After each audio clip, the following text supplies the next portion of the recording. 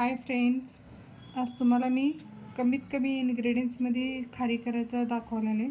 खूप कमी इन्ग्रेडियंट्स लागते, 5च आहेत लागायला. म्हणजे चहासोबत खारी जे खाते ना ते खारी आहे. बिस्किट तर सगळेजण खातात, घरातला खारी जरा टेस्ट वेगळं लागते. मग ते रेसिपी करून दाखवलेलं आहे. ह्याला लागणारं साहित्य: मैदा, पाणी आणि ओवा, मीठ आणि मोहण्यासाठी तेल. आणि ह्याला सगळं मिक्स करून पीठ मळून घेऊ आपण.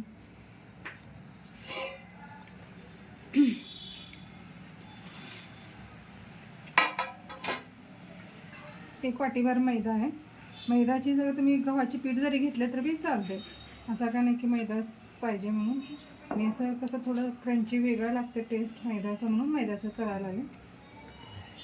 कोणाला मैदा चालत नाही ते गव्हाचे पीठ वापरू शकतात. आणि ओवा, कोण जिरा सगळंच घालते. तुम्ही बघा, तुमच्या टेस्टनुसार तुम्ही चेंज करू शकता. आणि मीठ चवानुसार.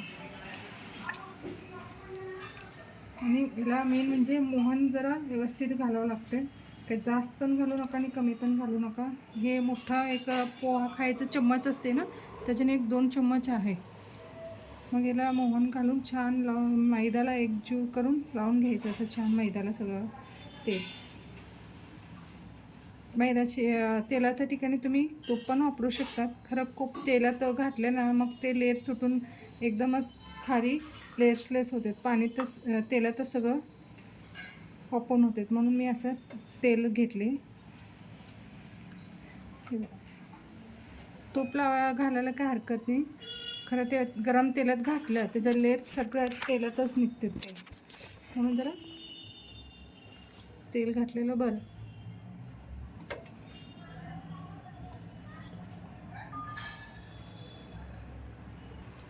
हे बघा, तेल कसं म्हणजे बरोबरी झालं आपल्याला कसं कळते म्हणले तर असं मुठ्ठी करा. हे बघा, असं व्हायला पाहिजे. नाहीतर असं नाही झालं असलं ना, अजून एक अर्धे चम्मच घाला. जास्त घालू नका तेल. काय अजून तेल तेल तेल तेल धरते. हे बघा, ऑइली धरतात सगळं. काय खारी खूपच ऑइली होते. हे असं करून मग आता जास्त घट्ट पण नाही, जास्त मऊ पण नाही, मीडियम जरा व्यवस्थित पीठ मळून घेऊ. 10-15 मिनिट जरी ठेवलं तरी चालते. म्हणजे मैदा मळून जरा ठेवले ना छान येते लाटायला. ते लगे करायला घेतले ना एवढं नाही येणार. थोडंसं पाणी बघून घालून एकजीव करून घेऊ. हे बघा फ्रेंड्स, ते खारी करायला आतमध्ये लेअर सुटायसाठी मी आतमध्ये साठं तयार करायला ह्याच्यासाठी मी घालणार आहे 1-1.5 चम्मच एवढं कॉर्नफ्लॉवर आणि मैदा, 1 चम्मच एवढं मैदा.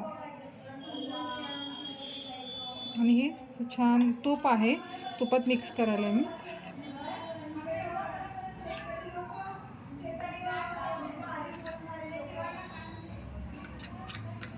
छान असा पातळ व्हायला पाहिजे.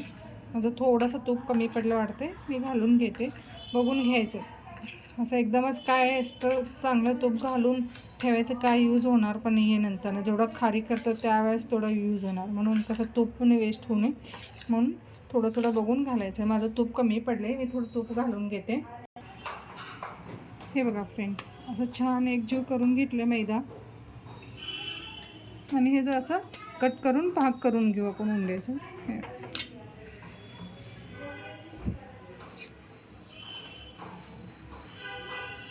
4 करू शकतात, कधी 6, 3-3 कसं पाहिजे तसं करा. खरं इक्वल करा जरा. म्हणजे ते चपाती एक लाटतो ना आम्ही एकसारखं होते. जास्त एक जाड एक पत्तळ असं व्हायला नको. हे बघा, असे उंडे होते. मग हे छान पत्तळ चपातीसारखी लाटून घेऊ.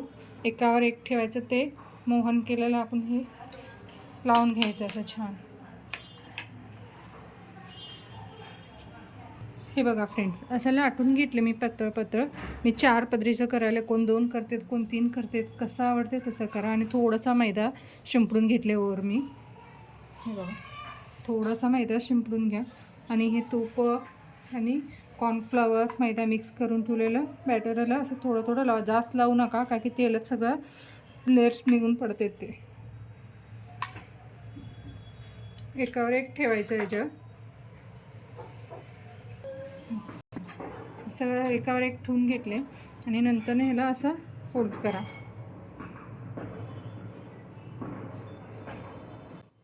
थोडं फ्रीजमध्ये ठेवून लाटले तर मी चालते, कारण खूपच घट्ट होते ते, मग लाटायला त्रास होते. मी लगेच लाटून दाखवणार आहे. कोण फ्रीजमध्ये ठेवतात एक 10-15 मिनिटासाठी. हे बघा,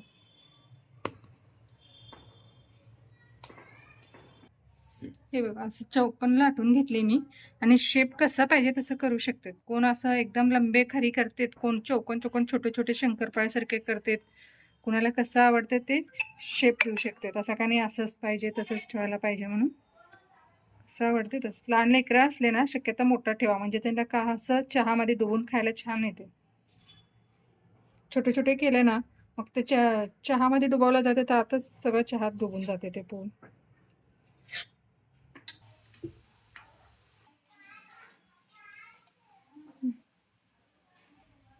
हे बघा फ्रेंड्स, मी तळून घेतले बघा, किती छान लेयर सुटले.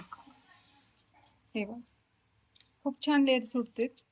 का असं का जास्त मोहन घातले नाही ना, मग तेलात का असं निघाले नाही त्याचे लेयर्स. आता मी हाताने तुम्हाला दाखवण्यासाठी ओपन केले. हे बघा असं निघते.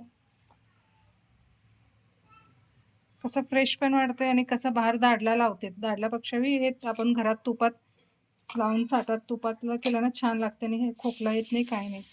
हे बघा चहासोबत. नक्की तुम्ही पण ट्राय करून बघा आणि मला सांगा कमेंट करून कसं लागलं टेस्ट.